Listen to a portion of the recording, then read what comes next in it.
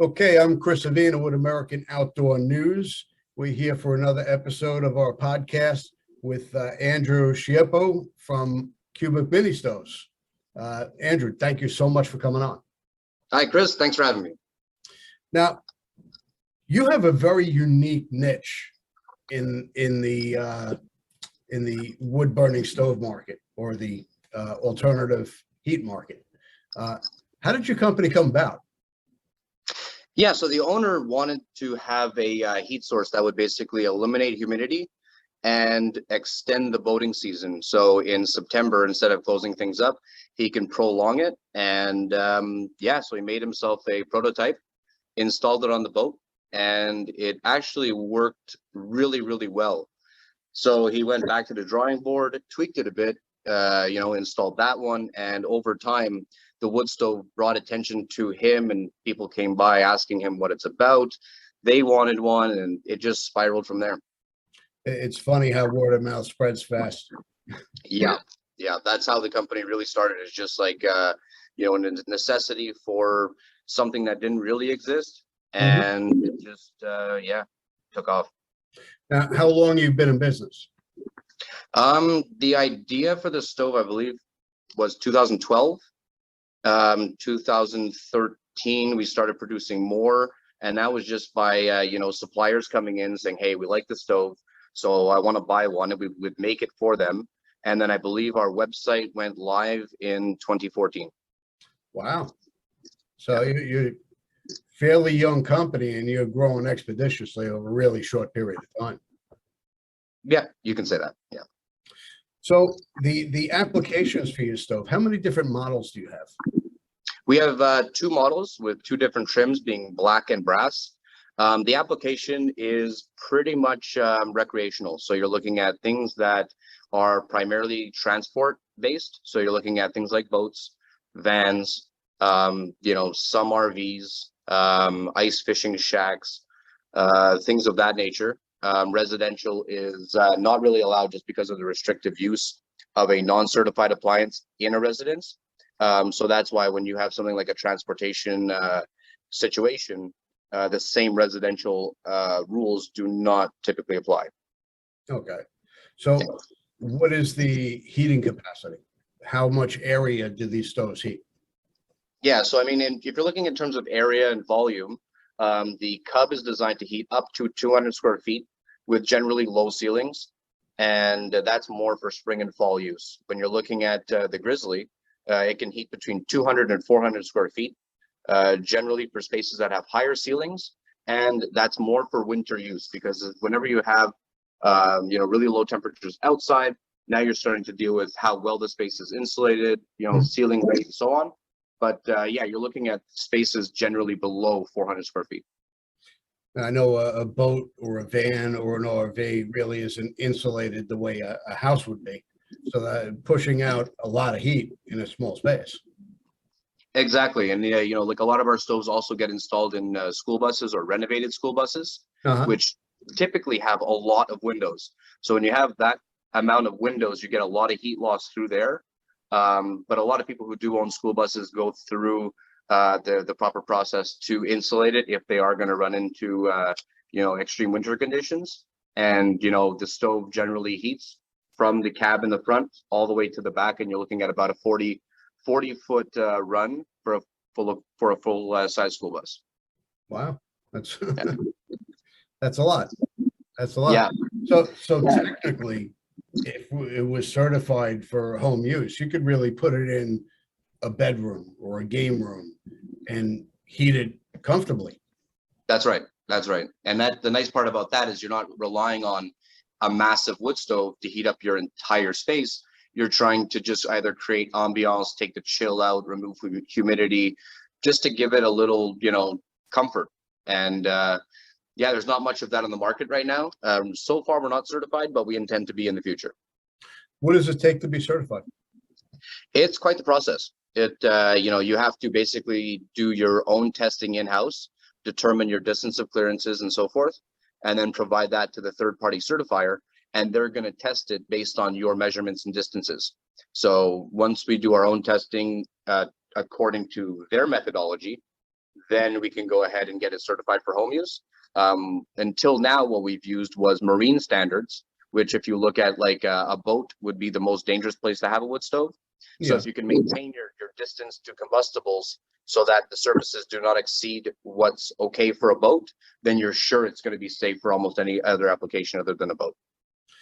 Now, does it burn more wood than a regular wood stove, being that it's in a small space? So I would look at wood like potential energy. So whenever you take wood and you put it inside the stove, the thing that determines how long it'll burn, how much heat output and all that is how much wood you can actually fit into it. So the stove is actually extremely small. When you're looking at the Grizzly, its body is about 13 tall, 11 wide, and maybe 8 or 9 inches deep. So you're looking at maybe, the volume of a shoebox and a little bit. So because of that, you might have to refill it every 1 to 3 hours, and then your embers will go for several hours after.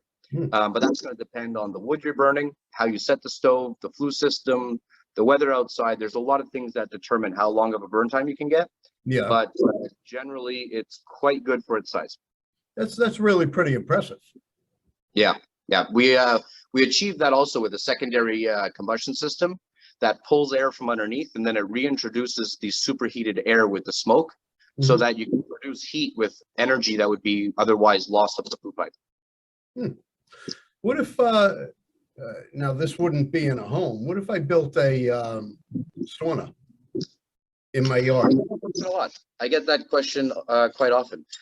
So our stoves were never designed to be used in a sauna or in such a humid environment. I do know that clients have used it in sauna applications. I haven't really heard how well it worked or didn't work. The only other thing is typically with a sauna stove, you normally have like rocks that get heated and then you spill water on top of it. Yeah. And that would have adverse effects on our stove because you would have the heat would get pulled from the water, and then you would have, condensing of the material real fast. There's always a way to figure something out. You generally put the stones in a bucket, put the bucket on the stove, you pour the water on the stones. That's right. As long as you can keep that water from hitting the stove, it should be good. But again, it was never designed for such a humid environment because you're trapping all that humidity in a small space, which could go against the wood stove, because the wood stove is actually a natural dehumidifier. So as you're burning the wood, the air inside the space gets drier, which in most circumstances, when you're looking at a vehicle, that's what they want, because if they can wake up in the morning and there's condensation all over the windows, and when you light up the stove, you slowly see the condensation on the windows start to disappear, and then inside become more comfortable. Wow. Yeah. Now I know with a lot of wood stoves, people put like a pot of water on it just to keep the moisture in the air. Do they do that with your stoves as well? Yeah. Sometimes they will.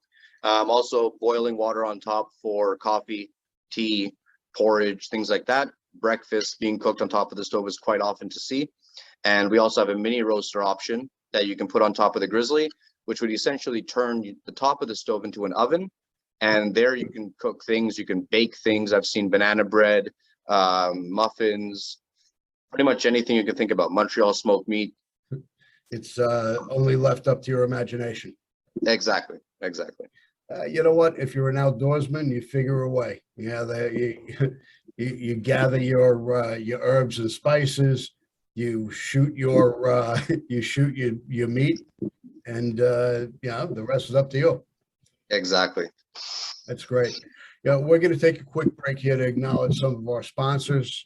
Underwood Ammo, always a standard of excellence. I don't shoot anything but Underwood is a great ammo. Pyro Putty and Phone Scope, always innovative, coming up with new products, new ways to make your outdoor life easier. And Hunt of a Lifetime. We're going to hear a quick commercial from them, and we'll be right back. We love our children. We protect them. We guide them. We prepare them for life in the world. With all that we do, from deep in our hearts, we cannot control all things. Life-threatening illnesses and disabilities affect far too many of our children each year. While we cannot change the circumstance, we can make dreams come true. Dreams to provide hope, to provide spiritual healing and strength, to provide moments of happiness and relief in the hardest of times. We can give a glimmer of light and hope in a time of darkness and despair. Join huntofalifetime.org to help make dreams come true, to provide hope for children with life-threatening illnesses and disabilities. Hunt of a Lifetime is a non-profit organization fulfilling dreams for hunting and fishing trips to youth 21 and under with life-threatening illnesses and disabilities. Visit huntofalifetime.org to learn how you can make a difference. Okay, and we're back, and we are here with Cubic Mini Stoves. And, I got to ask, especially in this time, what about the supply chain of actually getting the material you need to build the product and shipping it out? Yeah, so that has been some careful planning. So we saw that coming from, a little distance away. So what we did was, being like the producer of your own product, it's almost a double-edged sword. So for that, we had to take the quantities that we sold, extrapolate growth, and then order in consequence of delay. And when we did that, we were able to maintain ship times so that the delays weren't as terrible as they were in the first 6 to 10 months of the pandemic, where you would place an order and we'd only be able to ship it out 8 to 10 weeks after it was placed. But since then, we've kind of, taken a different approach, order in larger quantities, so we have everything on hand. And now we're pretty much shipping out, I'd say 1 to 3 days after the order's placed. Wow. Any problem getting any of your materials now due to everything going on, or? Yeah, so there's certain products that take a bit longer to get, so you have to order it earlier and then order it in larger quantities so that what we do have will last. We've had to pivot on a couple materials and change either the gauge, the finish, or whatever it is, so that we can get our hands on it. So be it stainless steel is one of the things that became an issue, but where there's a will, there's a way, and we found a workaround. So we were lucky on that one. That's amazing. Now, we saw the truckers in Canada. Yeah, they had quite the caravan. Really an amazing thing to see, banding together. And what about them coming into the U.S., shipping into the U.S.? Are they having an issue with that, coming across the border, if they're vaccinated, unvaccinated? I mean, this whole thing's a mess. Yeah, it's quite the debacle right now. In terms of shipping, to be honest with you, I'm not seeing many delays at all. And we ship to many different locations, not only the United States. Some shipping companies we use airplanes, others use trucks. It really depends on where the order's going, how it's getting there, and so on. But from what we're hearing from our clients, the shipping process has not been terribly impacted. And, we're thankful for that, because if somebody needs a stove for their heat and their stove is blockaded by whatever reason, that doesn't do us or our clients any favors. But so far, no disruption in that aspect at all. Very fortunate. Yeah, absolutely. Now, I think there's something that we overlooked. Name of your company is Cubic's Mini Wood Stoves. How big are these? Yeah, so I mean, if you look at just the size of the firebox, or if you include the legs and the rail, overall dimension, you're looking at about 11 by 15 by 13. That's in inches for the Grizzly. Okay. And then the Cub would be about 11 wide, call it 12 tall, and about 9 deep. So it's if you're looking at it, it's about that wide. Wow. It's same depth, and then height, you're looking at something like that. So the biggest comment is the amount of heat for the size that it takes. You never want to put something like in a small space like a van. The larger the stove, the larger your clearances to combustibles have to be. So if you were to install a big stove in your van, the thing would take up the entire back of the van. Whereas if you have a small wood stove, now your clearances are reduced, it takes up less space, and then you have more room to use. So yeah, the efficiency of space to heat output is is quite remarkable. It's really a mini powerhouse. Yeah, absolutely. What do they weigh? So the grizzly is about 40 pounds and the cub is.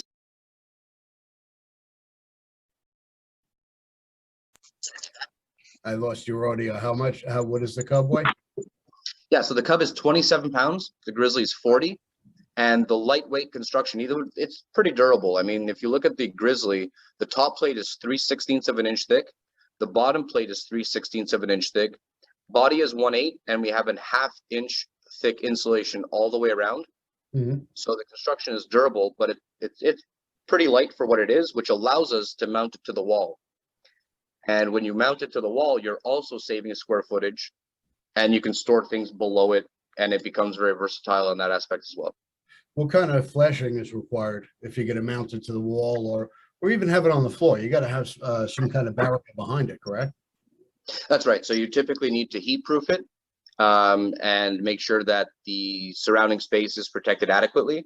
Our mounting options were designed, like I said earlier, with marine standards in mind. Stainless steel is a component that allows us to reflect heat away from the surface.